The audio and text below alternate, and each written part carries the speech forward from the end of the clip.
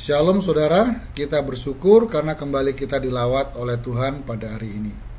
Mari kita berdoa. Tuhan, kami berbahagia karena Tuhan melawat kami lagi hari ini. Segera kami mendengar firman-Mu. Segarkan kami, terangi kami, dan barui hidup kami. Dalam nama Tuhan Yesus kami berdoa. Amin. Saudara, banyak orang mengira bahwa tujuan utama penyelamatan dan penebusan yang Tuhan kerjakan bagi kita semata-mata untuk membawa kita masuk ke sebuah tempat yang bernama surga. Bukan itu saudara. Surga itu soal gampang bagi Tuhan, karena Tuhan sendiri meninggalkan surga untuk menebus kita. Setiap kita jauh lebih berharga daripada surga. Kita tidak ditebus dengan surga, tetapi dengan daging dan darah Tuhan sendiri. Nah, tujuan utama karya penyelamatan dan penebusan yang Tuhan kerjakan adalah untuk memulihkan kita dan seluruh umat manusia sebagai gambar dan rupa Allah. Standar pemulihan itu sendiri adalah diri Kristus. Firman Tuhan dalam surat Roma pasal 8 ayat 29 berkata, "Semua orang yang dipilihnya dari semula, mereka juga ditentukannya dari semula untuk menjadi serupa dengan gambaran anaknya." Dalam gambar dan rupa Kristus itu kita kembali mengalami persekutuan yang intim dengan Tuhan. Untuk itu ia harus menjadikan kita sebagai bangunan kehidupan yang baru, yang berkenan bagi Tuhan.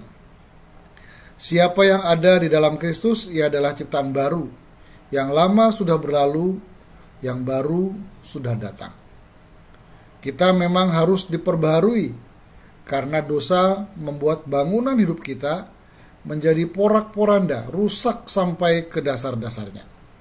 Dasar bangunan hidup kita yang lama adalah pemberontakan, egoisme, kesombongan, ketidaksetiaan, ketidakpedulian, kesesatan, dan sebagainya yang jahat di mata Tuhan.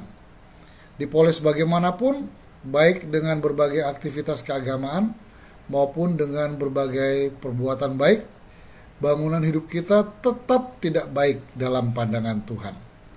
Dalam hidup lama, segala kesalahan kita seperti kain kotor. Tentu saja bangunan lama hidup kita semacam ini tidak sesuai dengan selera dan keinginan hati Tuhan. Maka Tuhan selalu menghendaki kita dibaharui olehnya dari hari ke hari, waktu demi waktu. Pembaruan itu sendiri merupakan gerak maju dan berkembang ke arah hidup yang lebih baik dan semakin baik, yang tentu berbeda sama sekali dengan hidup lama kita. Jadi, ketika kita diperbarui, hidup kita 10 tahun yang lalu tidak sama dengan hidup kita 30 tahun yang lalu. Hidup kita 1 tahun yang lalu tidak sama dengan hidup kita 10 tahun yang lalu. Hidup kita 1 bulan yang lalu tidak sama dengan hidup kita 1 tahun yang lalu. Hidup kita 1 minggu yang lalu tidak sama dengan hidup kita 1 bulan yang lalu. Hidup kita kemarin berbeda dengan hidup kita 1 minggu yang lalu. Bahkan hidup kita hari ini berbeda dengan hidup kita kemarin. Dan hidup kita besok harus lebih baik daripada hidup kita hari ini. Itulah yang terjadi ketika kita dibarui oleh Tuhan dari hari ke hari, dari waktu ke waktu, sehingga kita semakin serupa dengan Kristus. Mari kita membiarkan Tuhan membarui hidup kita dari hari ke hari, dari waktu ke waktu.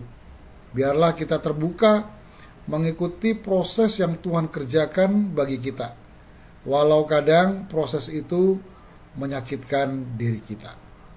Mari kita berdoa. Tuhan, terima kasih bahwa Tuhan menyelamatkan kami dan menebus kami dengan tujuan dan agar hidup kami diperbarui dari hari ke hari, dari waktu ke waktu, sehingga kami semakin serupa dengan gambaran Kristus. Tolong kami untuk terbuka mengikuti proses yang Tuhan kerjakan, walau kadang proses itu menyakitkan diri kami. Mampukan kami Tuhan untuk mengikuti proses yang Tuhan kerjakan. Berkati kami semua dan barui kami sehingga kami boleh semakin serupa dengan Kristus. Amin.